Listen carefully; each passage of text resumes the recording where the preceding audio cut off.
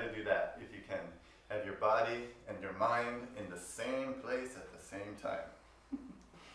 So what we're discussing is sensorial literacy. You must become literate of your senses by paying attention to something like the breath that's happening in this room right now. So I truly wish you the very best of luck. And we'll do 10 minutes here. There'll be a gong at the beginning and a gong at the end. It's an interesting practice. Sometimes when the bell is finished, I don't know that I'm meditating. You know, it just goes off ting, and it's only then that I remember that I'm meditating. Otherwise it's just whole time thinking. But still, it's good to wear out the monkey mind, as they call it. So what we're doing here is a study of presenting the path. So it's fairly structured, fairly disciplined way of understanding, known as the Lam Rim in Tibetan Buddhism, or the stages of the path. But whatever I'll say tonight doesn't make anybody need to be a Buddhist or anything like that. Just teachings from the Buddha. And the way I'll be explaining it is according to my Guru's book. So I like to look at the teachings like that as more precious than billions of dollars. The advice on how to become truly sane, the advice on how to become a truly decent and compassionate human being is worth more than billions of dollars. Definitely. So these words of my perfect teacher, I try to meditate on and shape my life along those lines. And he was trained by the Dalai Lama all the way back and back and back, all the way back to the Buddha, you know. So what we are dealing with is an unbroken lineage of authentic teachings, not somebody made it up yesterday and decided it's a good idea. This is 2,600 years old. We're not reinventing the wheel. What we are doing is trying to adapt it so that you can relate to it and work with it in your life. So it's not so obscure or so abstract. And I don't know how well a job I do of that here. Maybe people leave more confused than they come, you know. But I can say I'm trying.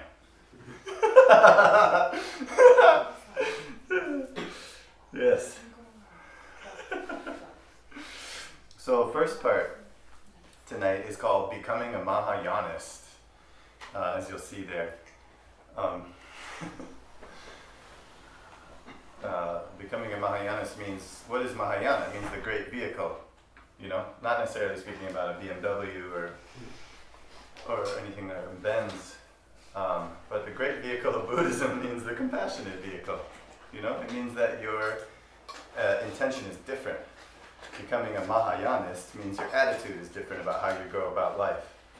If you're primarily focused on seeking peace and liberation, that's beautiful, but you're not going to be called a Mahayanist. Mahayanist is this word in Buddhism for somebody whose heart is altruistic and they do what they do for others.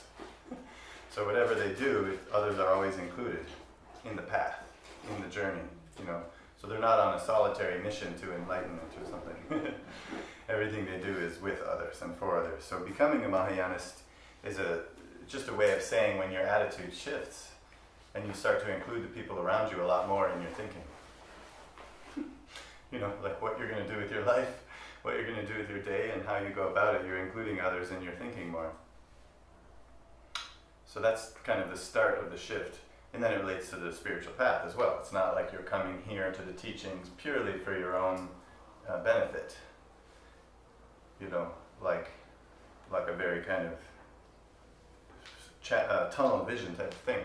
When the attitude should be, when we come to these kind of teachings, that whatever I learn here, may I share it with everyone that I, you know, who's open, who wants it, anybody I can, you know. And I'm doing this, I'm paying attention to the class as much as I can to be able to receive the Dharma so that I can share it with others.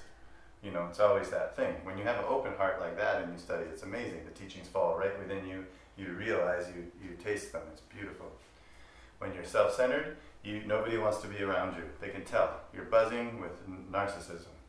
When you're other-centered, you can't keep people away from you. There's no way. You need a bodyguard.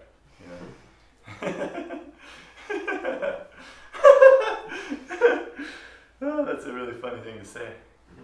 But anyhow, the concept is like that. Like, it really has to show up in one's life and deeds that you're really going on the path of other-centeredness, altruism. When you see Dalai Lama, when you see Lama Zopa, or any of these great masters, it's like, wow, that's how they spend their days. That's what they're doing. The way a mother loves a child, they're trying to look at all beings with that attitude. So, like, the mother's love toward a child is the most famous example of this kind of compassion. But then we take it and we try to really expand it, outward and outward and outward and outward. So I always give those examples of my teacher, Yangtze Rinpoche, when his secretary had a horrible problem, an aneurysm. She's like 40 something. She had to go to the hospital in Portland, and she couldn't, we didn't know if she would live. And at that time, Yangtze Rinpoche moved into the hospital and lived in the lobby for 3 weeks. And set up shop there. So this is one of the highest teachers in our lineage. It's like Dalai Lama, Lama Zopa, Yangtze Rinpoche. and there he is in this Portland hospital living in the thing. So I'm bringing coffee and trying to get things together because I need to go home. I'm not strong enough to handle this kind of 24-hour compassion business. And it was just a beautiful example of loving others like your mother loving a precious child. And he was so inspiring to me. I'll never forget that experience because while he's there doing that, he tells the doctors, don't just give her drugs right away. First you come to me and I'll meditate with her and then I'll see if I can stabilize her energy and then you can give her drugs if that doesn't work. And of course it worked every time. So he went into the hospital room and she's shaking and going through all these things and he meditates with her, holds her and gives her loving kindness and warmth and the energy flattens out on the screen. Beep, beep, So she lives, she's alive today, she lived. And that was his way of showing unconditional compassion like a mother for their only child, except he feels that for everyone. And he really feels that for everyone, he really lives like that. So all my teachers are that way, that I've seen. Geshe-la, Lama Zopa Rinpoche, there's something different, maybe on the outside we're all human beings, but that's what's different, right, is the level of compassion. It's nice if we know things about Buddhism, that's awesome. It's nice if we like to meditate, that's great, but where it really shows up is your ability to be a warm-hearted person. At the end of the day, that's what it all comes down to. So during that time in the hospital, I flew there from Seattle to Portland, and I had been in Seattle studying with the teacher, learning some meditations, and I didn't tell anyone about this, but when I got to the hospital to be with Rinpoche as he takes care of her, he started giving me teachings on how to do this practice. Just spontaneously, right? And this was a practice of a different lineage and it's not part of the Dalai Lama's tradition at all and all this kind of stuff. So he was, in fact, I guess what I could say, he was opening his eye of mysticism and compassion and clairvoyance and thanking me with gratitude for showing up for his secretary there, being someone who flies to just help him and take care of things. He started to open the power of his meditation and his yoga and just start to read my mind and share with me what I'd been doing for the last 3 weeks without telling him any of it. Okay. So I was freaking out. So my friend is on life support and he's doing this. And then what happens is there's people outside the hospital room every time we go from ICU to the lobby that are waiting in line to talk to Rinpoche so he can come into their hospital room and bless their family. That's how great compassion looks. That's what it's like to be a Buddha, a realized being, right? Is that it shows up in your compassion, in your warm-heartedness, in your dedication to the enlightenment of others. That's what it means. Lots of talk is one thing, showing up in action is another. So this way the Dalai Lama praises all the time. Mother Teresa does the action and Dalai Lama does the talking. That's what he says. He does nothing. Mother Teresa does all. He was giving her a lot of praise for going to Calcutta and being hands-on. So then I started to organize visitations for Rinpoche to go to the different rooms in the hospital, and then just how the people on the hospital beds just light up when he walks in, and then how he holds their hand, how he prays with them, how he meditates with them, and this is all just spontaneous happening because we are there because of an emergency that his student is on a near-death experience, just on the side of a near-death experience. There's 25 other people getting totally lit up with joy and warmth and happiness, Wow. I talk about it a lot because it was one of the most transformative experiences and also one of the most humbling experiences for me as a practitioner of the Buddhist path. there's me, and then there's Rinpoche. Because it was just really clear, like, okay, Rinpoche, I need to go. Now I gotta go. I gotta go dance or watch some soccer or something. I gotta get out of here. This is way too much. Because this is not gonna work for me. I need some me time. And that's the thing about him, is that he doesn't need any me time. You know, after studying with him for 15 years, watching him not need any me time, it's like, wow, that moment never comes, you know. He's riding the joy of compassion. And so that's what we're trying to become like, you know, be there for people in a way that you could be a vehicle for their life to change for the better in the right moment at the right time. You could be that person. You don't have to have a fancy name or a big title. You can just have a good heart. And that provides a space for people to you know, heal. So that's in part what it means. Becoming a Mahayanist means that your attitude changes to this radical compassion. So the radicalism of our time is compassion. That is what the Dalai Lama says. There's been many forms of radicalism on the earth, and this one is called compassion. That's what he's saying, is that it's so dwindling as life gets more and more busy, as people get more and more aggressive, as politics divide us more and more, and our hearts get more and more hard. It is radical to be compassionate to our enemies, to the other political party. It's almost impossible.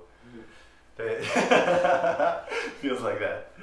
You know, so the radical compassion is what's radical these days. Violence is not radical. Aggression is not radical.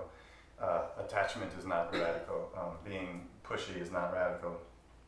Being prideful is not radical. Becoming a Mahayanist.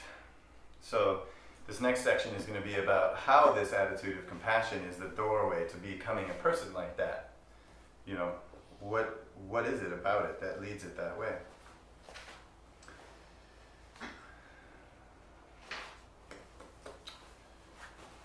So,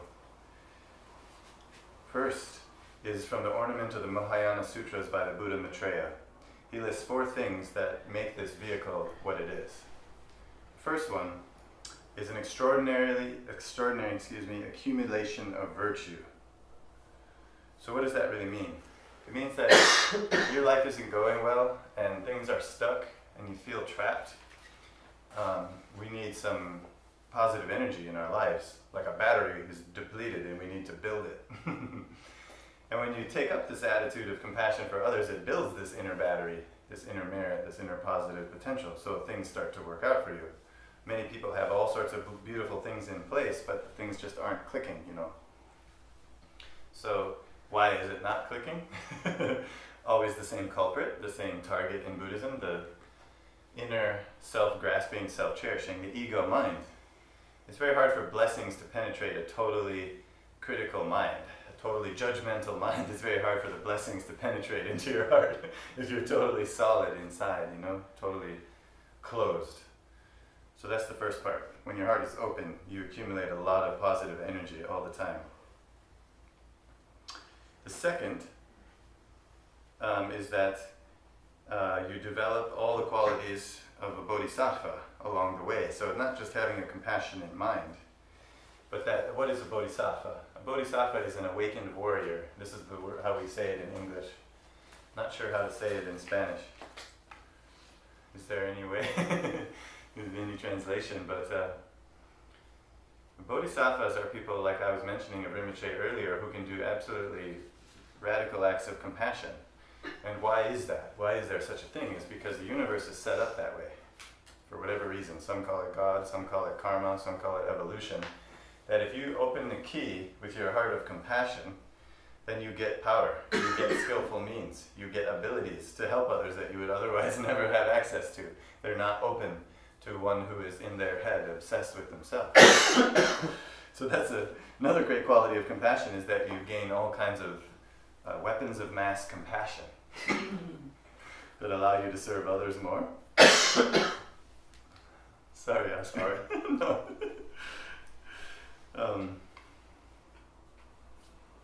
The next one is that the next great quality of the Mahayana is that you get great benefit, able to accumulate the merits of wisdom and achieve the 2 bodies of a Buddha. So that's pretty cool. The two bodies of a Buddha. This is what we're working on in our path. That each one of you should have the two bodies of a Buddha. It doesn't mean you should be schizophrenic and have two personalities. Don't mean that. Please don't go home thinking that was my teaching. But the meaning is the space of mind is called Dharmakaya, the absolute body. You need to realize this. You know, the non-conceptual, the non-thinking, that wide open purity of mind that is beautiful and primordial. We need to taste that. That's the Buddha body called Dharmakaya. Everyone needs to realize that to become fully awakened. This cosmic body or what have you. And then comes the form body of enlightenment, which is called Rupakaya, meaning that your subtle energy has to turn into the shape of a Buddha. So it's not enough for your mind to be enlightened in this tradition, your body has to be enlightened. So that's where yoga comes in, which I know you don't like at all. So that's where yoga comes in. And working with your prana, your energy and your body, everything like that. So we're literally saying that your body and mind have to become a Buddha. It's not a nice metaphor. So what's the opposite of your body and mind being a Buddha? Well, a very tight body that is concepts of self-hatred on your body, but also the energy doesn't flow through the chakras at all. Everything is broken, and you're living mostly through the gross body on the outside and the gross thoughts on the top. So your head and your body are all like this big. You're this big wearing armor, clunky thing, not so subtle, not refined, not dignified, just something like that. So you need to become the body and mind of Buddha.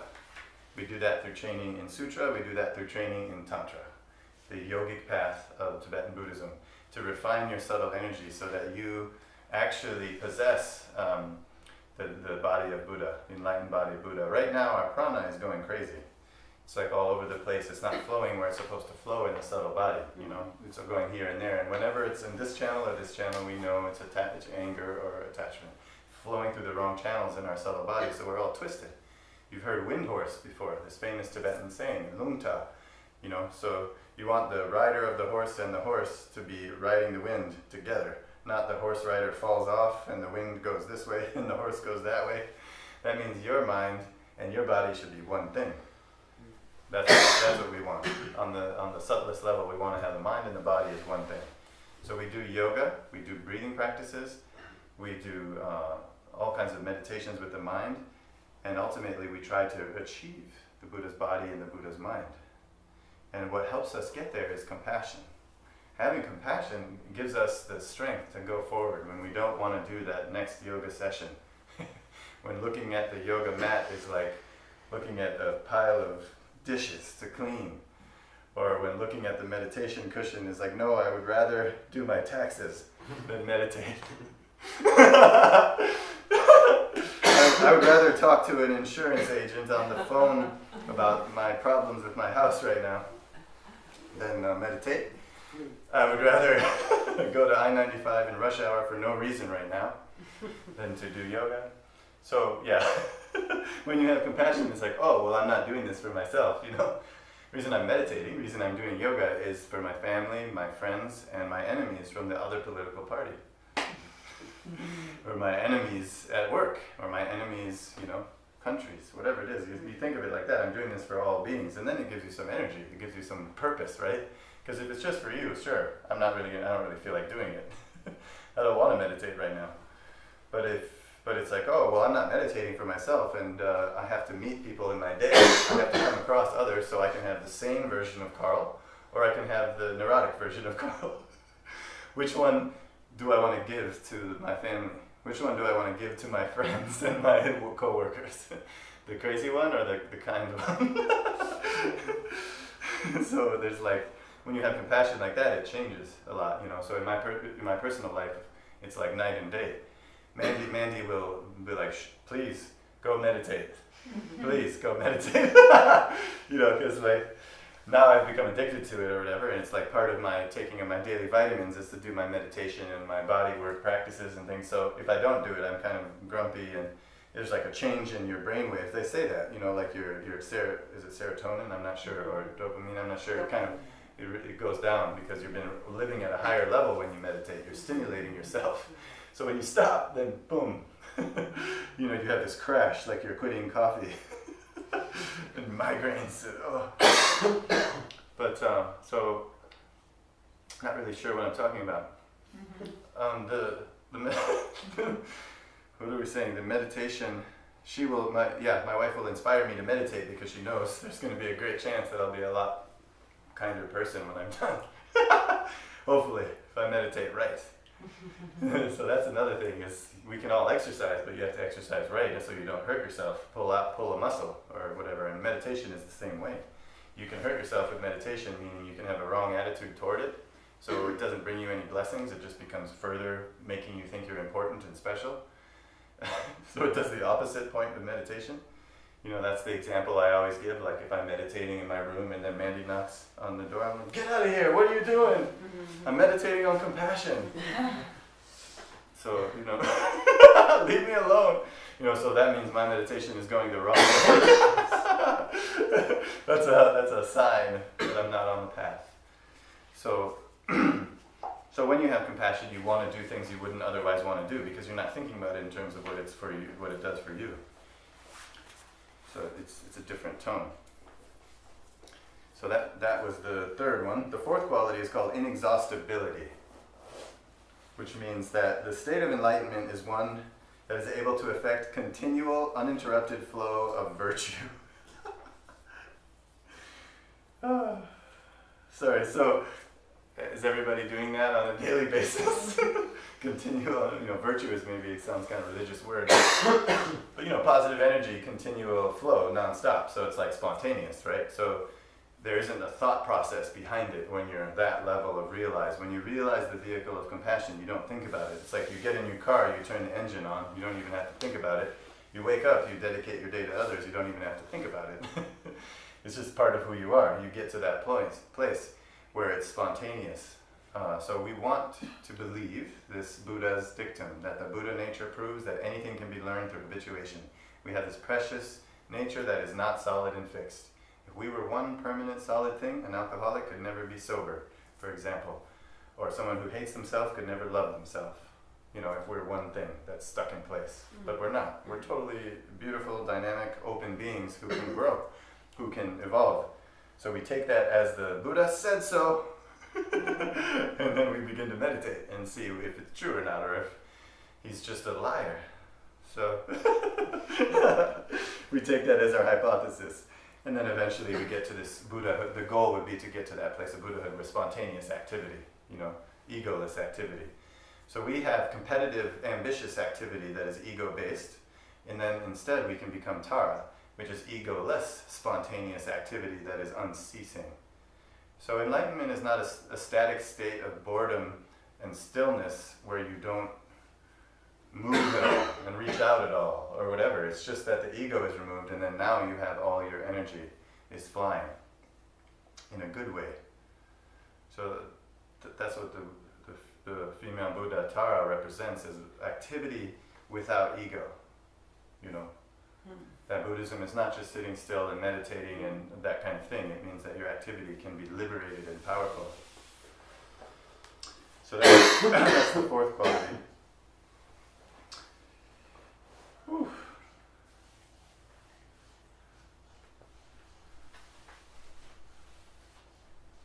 Okay, so within the Mahayana, this vehicle, there's two things, right? Two different aspects to it. What's called the perfection vehicle, and we'll get more into that later next week, and then the tantric vehicle. So the Bodhisattva's path has these two things. There's the path of generosity, ethics, patience, joyous effort, meditation, and wisdom. That's the more like training in this to develop positive potential. That's one of Mahayana's two dimensions. The other dimension is what's called the Vajrayana, or the tantric vehicle that Tibetan Buddhism is a part of, which is like the secret engine for all these other practices of generosity, ethics, patience, what have you. So it's a gateway in that once you wake up this mind of altruism and compassion, once you wake up this purity of your heart, then the teachers initiate you into the mysticism of Tibetan Buddhism. where the practices of meditation, of mantra, of body work exist, that have all the power, to help you help others. So here an example is, Geshe-la is my guru. He is my, how could I say, I have 3 root gurus. He's my first. And he has been watching me develop compassion for many, many years, and sometimes not so happy with me, sometimes sort of happy with me, and recently very happy with me. So I requested him to give tantric initiation when he visits Florida again, and he accepted. And so what that means is that he watches the students to see if the heart of compassion is really developed, or if it's not really developed to a certain degree. So you gain entrance to those kind of things by showing your heart, showing your love. This second vehicle within Mahayana, this tantric dimension, is so powerful, like a rocket ship, like a lightning. It can't be something that people use just like casually, something like that. It has to be completely within a container of a teacher-student relationship and being grounded in these teachings of compassion. But when you have those in place, then sometimes the teacher's mind opens and says, yes, okay, we can go through a ceremony like that. And then from then on, you can practice in those ways as well. So it's beautiful. There's no way to con the teacher. You can't con Geshe-la, you can't con Lama Zopa Rinpoche. There's no way to con the teacher. You can't con them with money, you can't con them with alcohol. Might be able to con them with like World Cup tickets or like something like that, but I don't know. So, I'm just kidding. Meaning the idea is that you have this one person in your life who sees through you and who is therefore objective and can watch when you're really prepared to take the next step on the journey, one moment at a time. So that's incredibly valuable. It's not just books you're reading and then checking out, like, oh, maybe this, maybe that, and like buffet style. It's more like you're going through a gourmet meal, and the chef knows what she or he is doing. First giving you this course, the Lam Rim, then giving you this course, the Vajrayana, like that. It's a training. So I encourage anyone interested to look at it that way and try to make that real for themselves. Okay, what are some other aspects? We're on how bodhicitta is the doorway to practicing the great vehicle.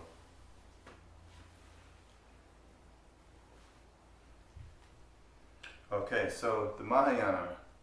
One part about this that's really crucial is that you become the teaching. You can't study Buddhism, you have to be Buddhism. So I say this all the time, and it's easy to say. What does it mean? I don't know. It means that like looking at the teachings purely from a conceptual angle is not so good in the end. We need to meditate. We need to do yoga. We need to do things that like actually make us taste the teachings, taste the chocolate of the teachings. And so you are the Mahayana. When you're learning an instrument, you play a guitar. All those things, right? But now it's you. Now it's you who are the instrument. So like your body and your mind have to become the Buddha, fully awakened being. So it's no longer a study of something outside. So in that way it's quite attractive to us that we could affect such outrageous change within our own body and mind.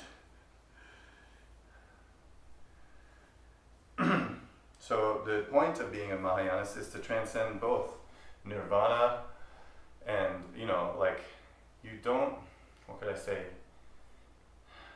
Through your compassion, you let go of nirvana. You let go of personal peace for yourself. And through your wisdom, you let go of the ego altogether. So you're somebody who transcends being out for yourself only, and someone who transcends the ignorance as well. So like you go over, your compassion is stronger than just seeking your own peace. But it's also completely stronger than the ego. This is beautiful. Beautiful teaching of the Mahayana.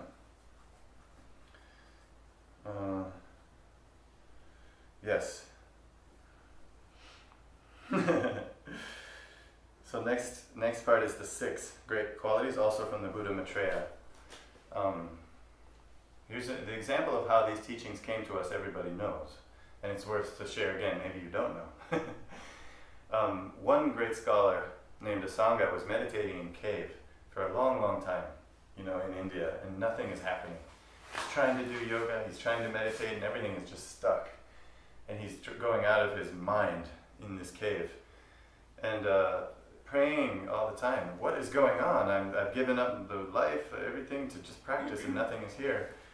And then one day he sees a dog that has maggots on it, some insects eating the dog, and then he bends down and with his tongue he takes the maggots off the dog one by one until the dog is there, and then he can see that the dog is hungry, so he cuts something open and feeds some flesh to this dog. And then at that moment he had this crazy experience of coming in contact with the Buddha, and like this great revelation of how compassion is the gateway to the power of mystic experience.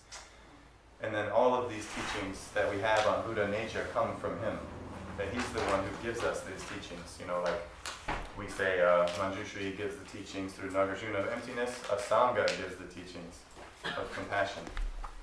So it's something a really profound teaching about when all else fails, do something for others and see if a door opens. When all else fails, try. So all the teachings tonight are from that set of scriptures from that great master. So there are 6 great qualities of this vehicle of compassion. The first one, and of course Buddhism has a lot of lists, I'm sorry. Lots of numbers, lots of lists. Dalai Lama has a poem that makes fun of Buddhism having lots of numbers and lots of lists, so we're very aware of it. But at the time of the Buddha, there was no writing down of anything, so it had to be chanted, memorized, and numbers helped a lot. So the 6 great qualities. The first one is the greatness of the basis of the path. Refers to the fact that the Mahayana path is rooted in the practices of compassion in the mind to benefit others. It establishes you on the path of Mahayana. The second one is the greatness of perseverance. It enables you to engage in any action necessary for the benefit of other beings. Joyful perseverance. The next one is the greatness of the result. Refers to the attainment of complete enlightenment through this path. Pretty good. Next one is the greatness of taking continual responsibility, because you've taken the Bodhisattva vow. Many of you may have heard of this vow. First you take the refuge vow when you're starting out as a Buddhist if you want to. That means you're committed to your own liberation. You're committed to transcending codependence, and you're committing to being free. By practicing ethics with your body, speech, and mind as the foundation of the path. First comes ethics. And then comes the Mahayana vows called Bodhisattva, or awakened warrior. You take these vows, which are through all time and space until every being is enlightened. I will work for their benefit. So not just one lifetime vows, these vows are forever. So before you take that vow, it's good to have a chat with your teacher or whatnot.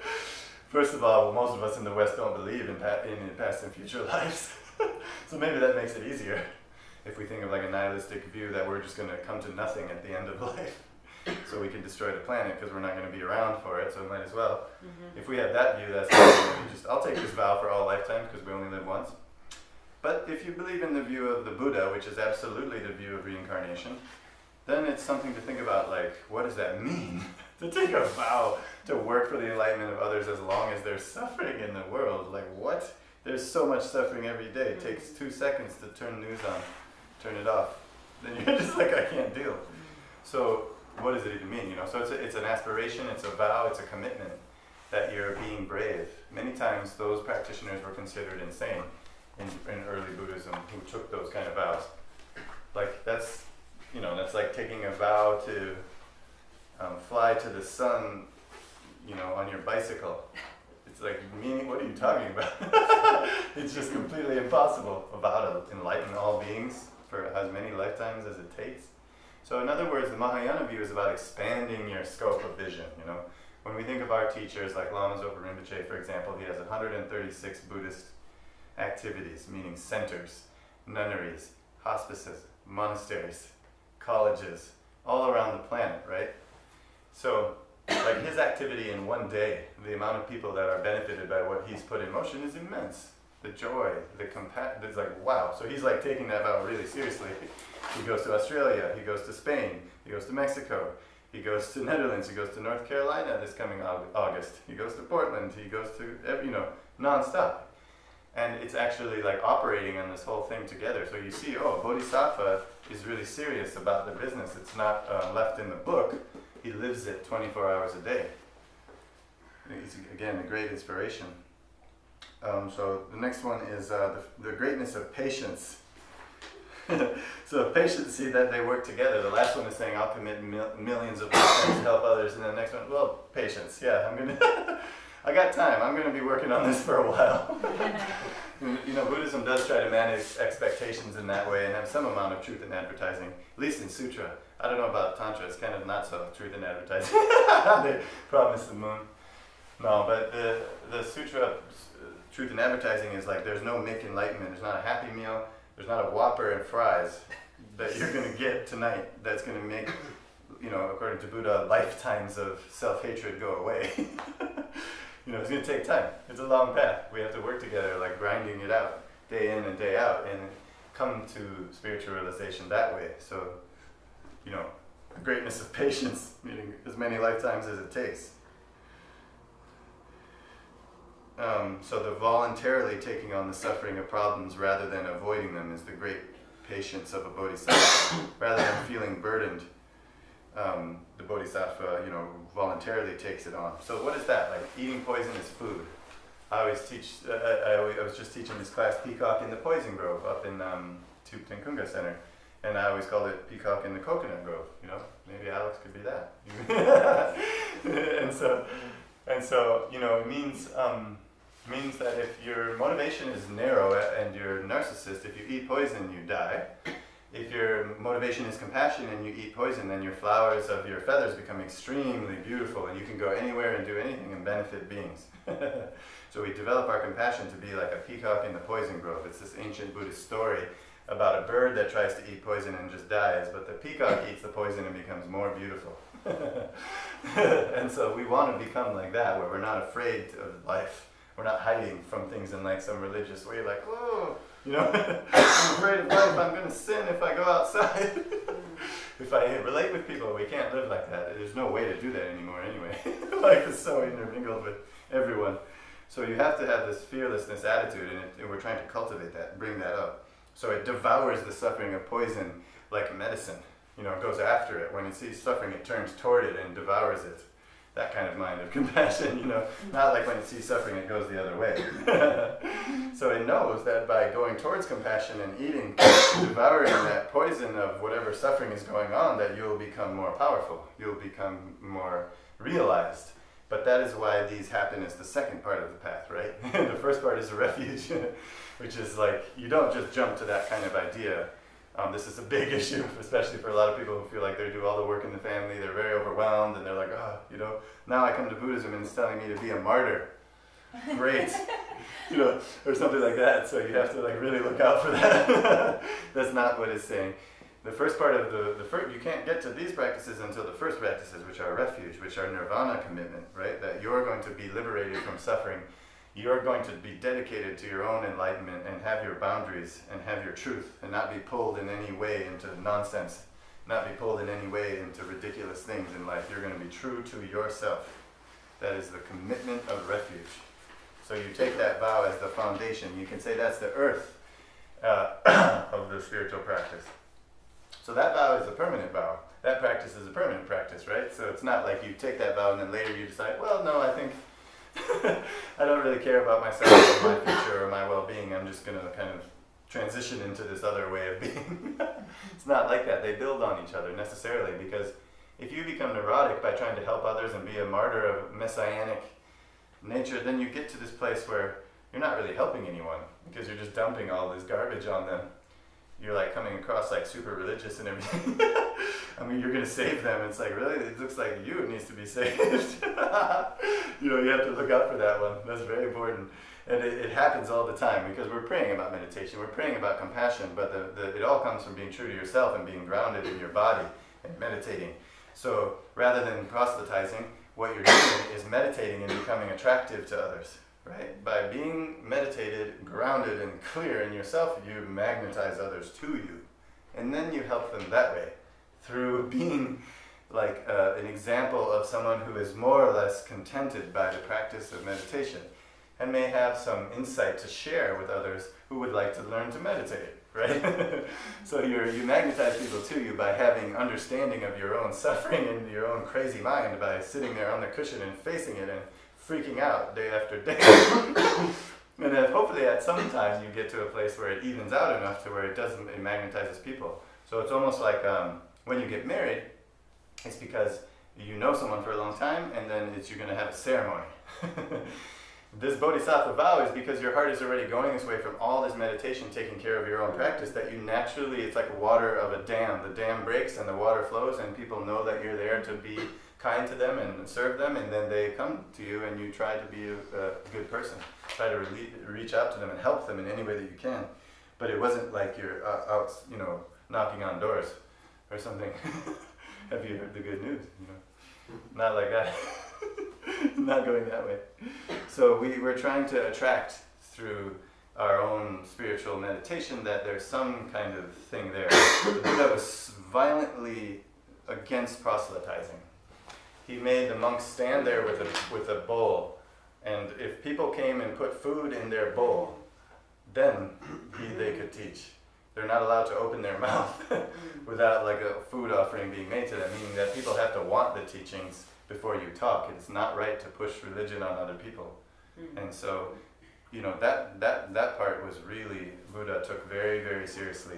So in other words, his monks aren't going to eat any food if they're giving people a heavy time out in the world.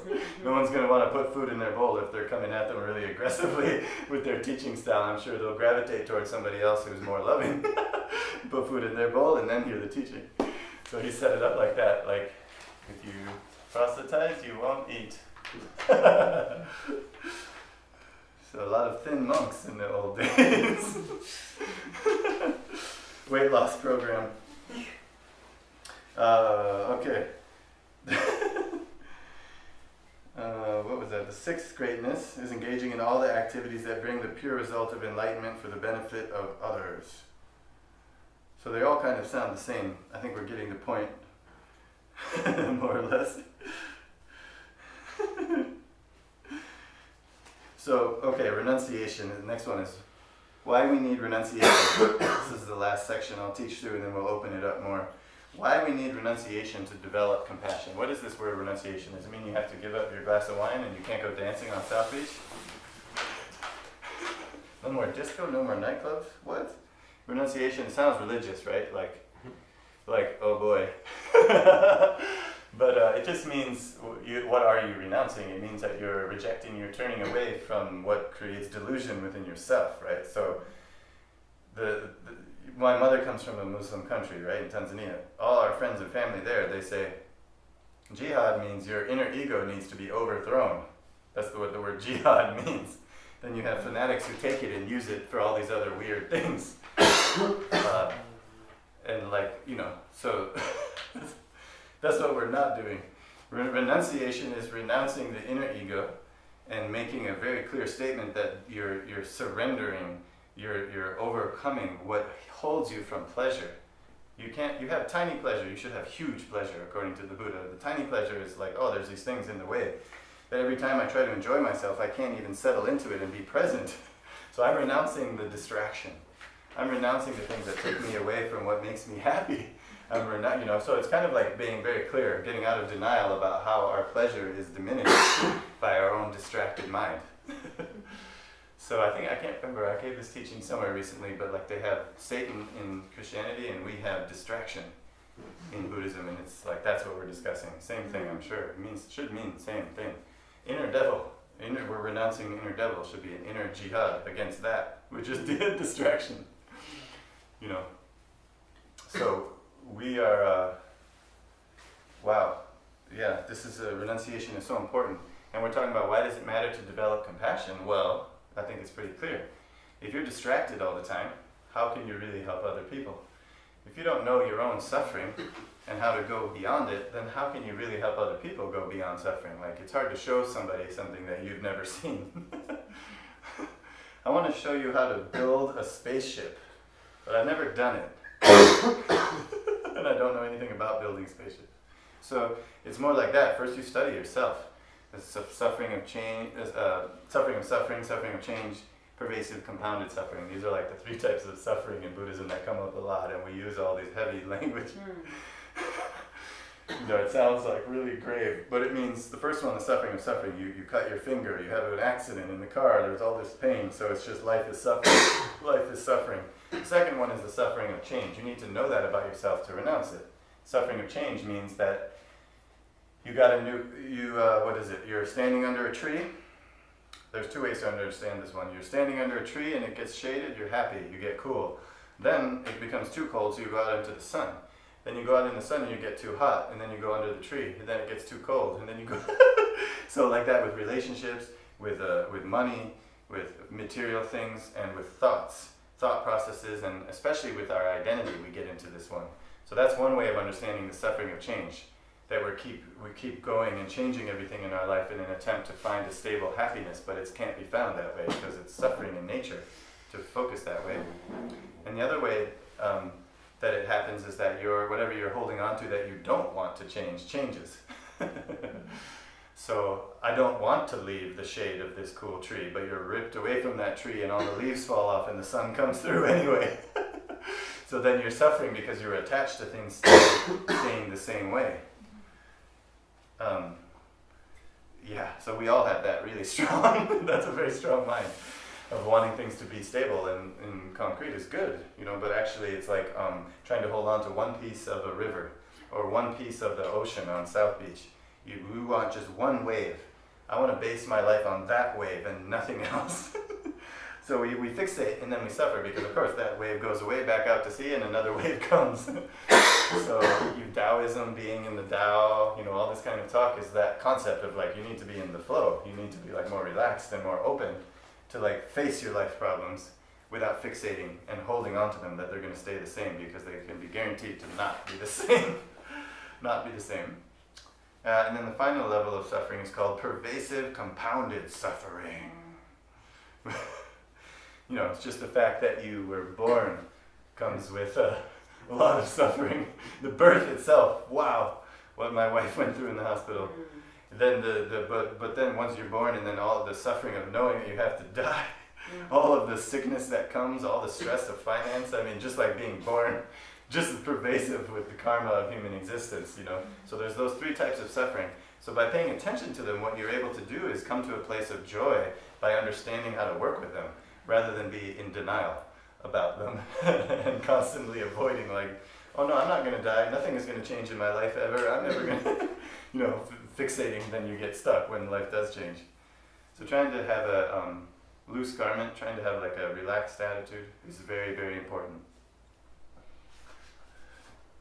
So another example is like the compassion relaxed attitude is like when I was in the hospital with Yang Xie, he's taking care of his secretary, he's so relaxed that whole time, the way he's taking care of everything, and there's all these people coming and going all to see him and our friends on life support.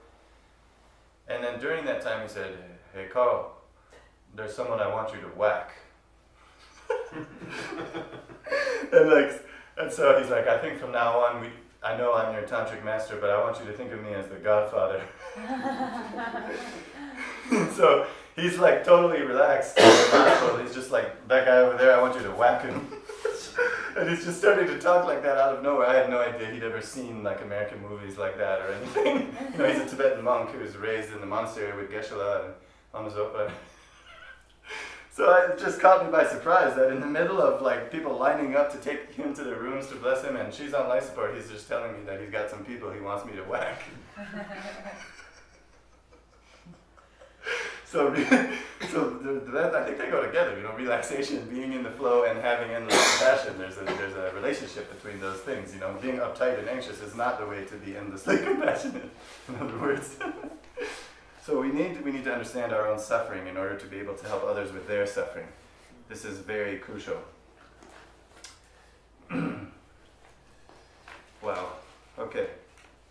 I feel like we should open it up now. I feel like I'm just sort of rambling. The last thing I'll say is that we have to ultimately, to help others go through the self, understand that the way things appear to us and the way that we grasp on them is wrong, according to the Buddha.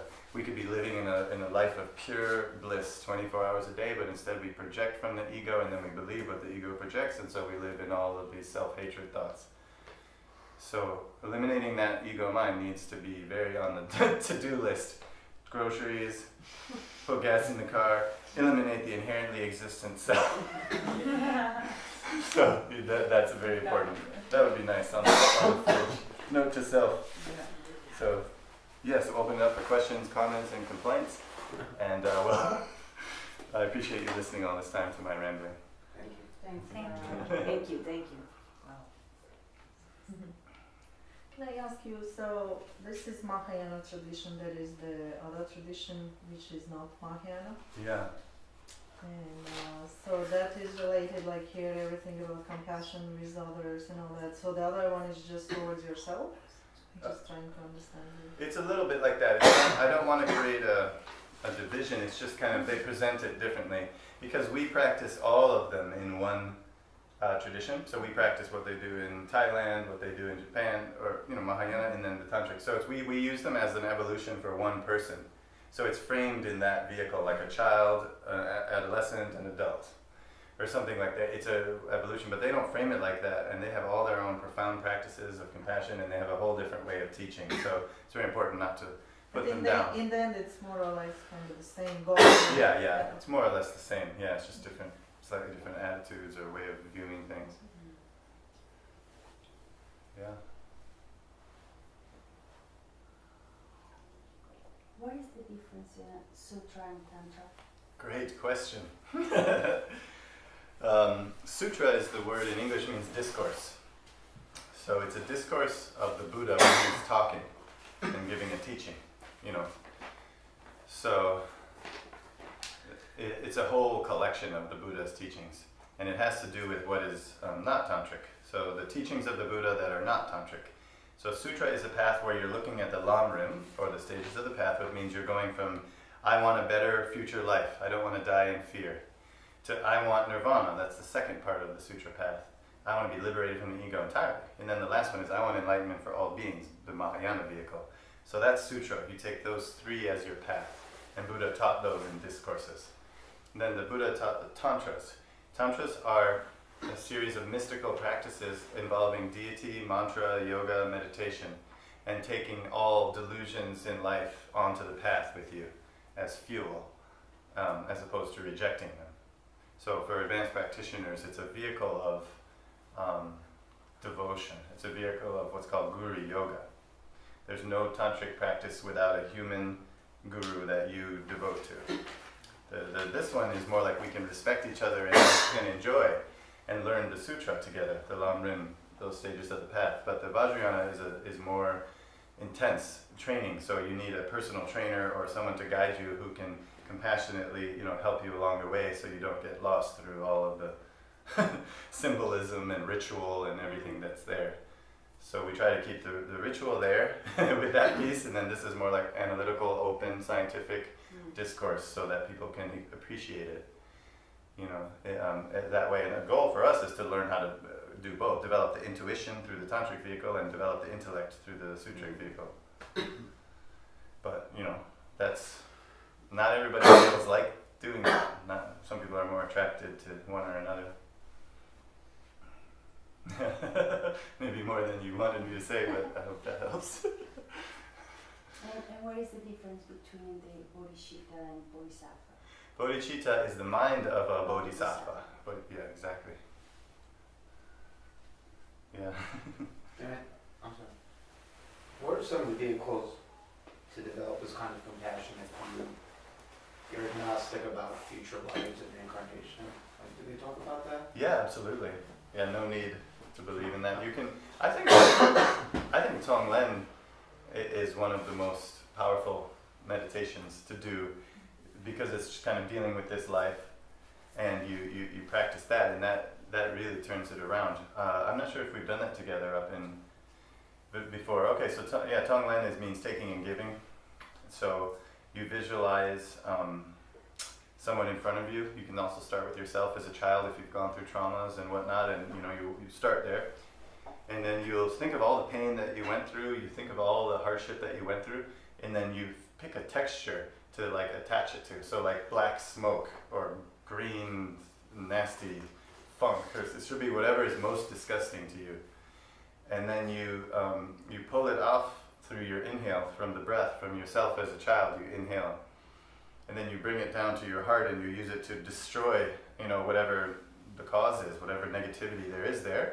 And then on your exhale, you give the child all of the good qualities, everything positive, love and friendship and peace and support and what have you. So you work with yourself at first until you feel like you've done a self-therapy and been your own therapist to a point where you really feel some stability with that one. And then you move on to family, to strangers, and then to enemies.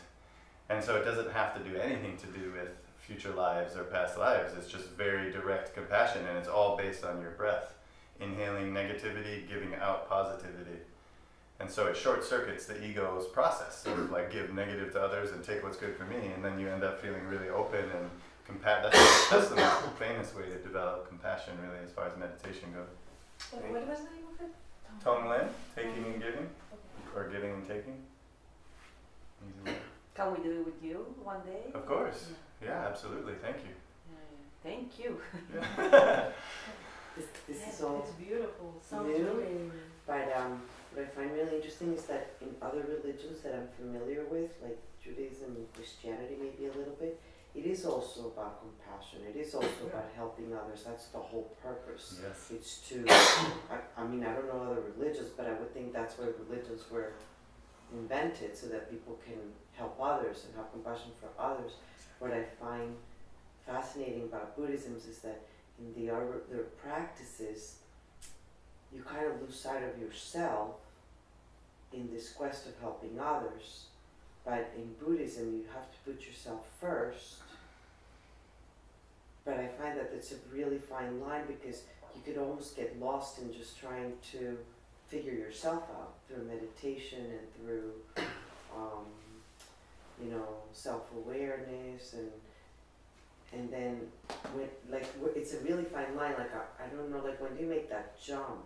You know, because I've seen a lot of people get lost in this service of others in other religions, where they completely lose themselves, and then the service is kind of forced, and it's not really, doesn't emanate from your soul. It's almost like tried and rehearsed, Yeah. So I'm very confused about that. Right. I feel like there's a really fine line, like where is it enough of you to then give to others? Like at what point do you know that you're ready to give to others from a place of true love and compassion, and not from a place of just, okay, these are the rules, this is what I have to do, I have to give, I have to be compassionate, I have to help these people, I have to help those other people, like when?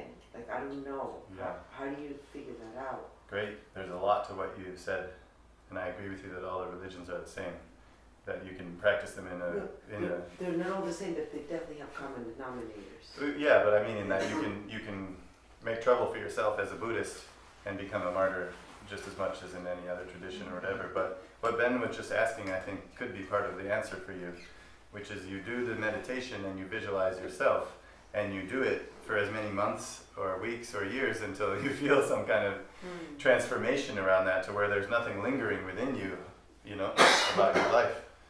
You've taken all of the suffering from that child, yourself as a child, now that you're the adult, you breathe it into your heart, it breaks through all of the negativity and karma, and then it circles back positive things and nurtures. So when you feel like stable like that, then you start in your meditation to incorporate other people, and then in real life, other people, where you're going to start to be a little bit more outgoing with your deeds to benefit others, because you're coming from a place of contentment and feeling like grounded. So I think people know themselves. Can I add to this? I have been here since when Jackie came for the first time, like almost 1 year old.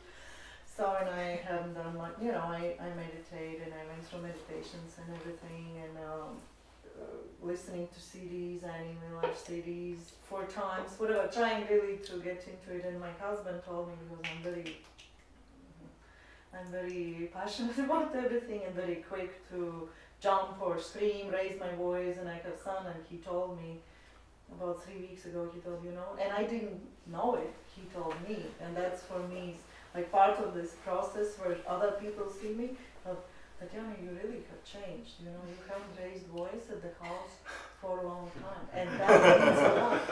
And I started thinking about it, and it really has been a couple months, and I benefit my husband, my son especially, because I want him to be perfect, but I let him go, and I think that's right. That's one of the goals, that you become compassionate, not literally like going and giving only money, but with your body, speech, and mind, you benefit others. Yeah. Right? So people see.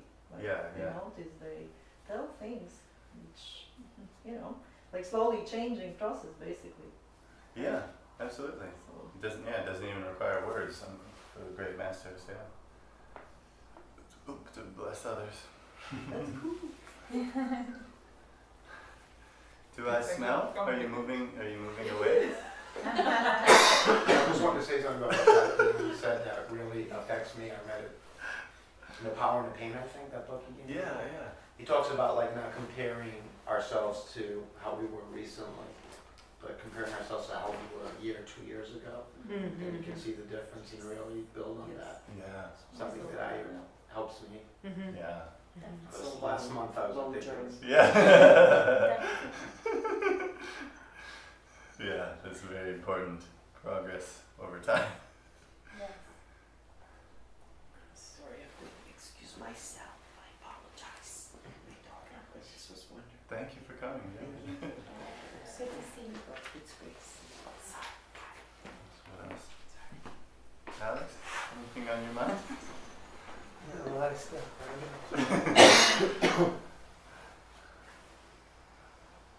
Yeah.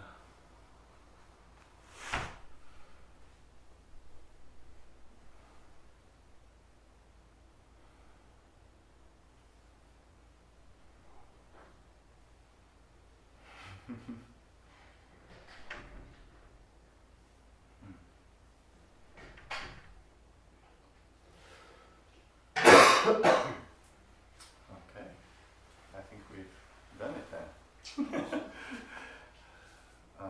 I'll just say a quick dedication prayer. We try to send out positive energy at the end of class from all our hard work of listening to the teaching and trying to understand. So we dedicate the positive energy of this to the enlightenment of all sick and suffering beings. Dedicate also to your friends, to your family, to your animals. And dedicate that you may take these teachings and relate to them in the best possible and most sane way to serve others. So, thank you everybody. Thank I you. appreciate it a Can lot. I ask one question outside? I think I read somewhere that it's not really nice to use like Buddha statues, whatever, for ornaments at home, just for decoration or for yard. For example, I wanted to buy like nice maybe Buddha statue for the yard, but then I read in the book that like if you have obviously a place like that, but it shouldn't be like decoration, in the living room where you don't respect place or something like that. Is it okay? Well, they do say like not to disrespect it and think of it just because the concept is it's your enlightenment is personified in the Buddha statue. So put it behind the door and slam it all the time when you come in. It's not so good. Things like that. But it's good to, the purpose of all the symbols is to remind you of your enlightened nature. So if you respect it, it means you're respecting yourself. That's the concept. Yeah. Okay,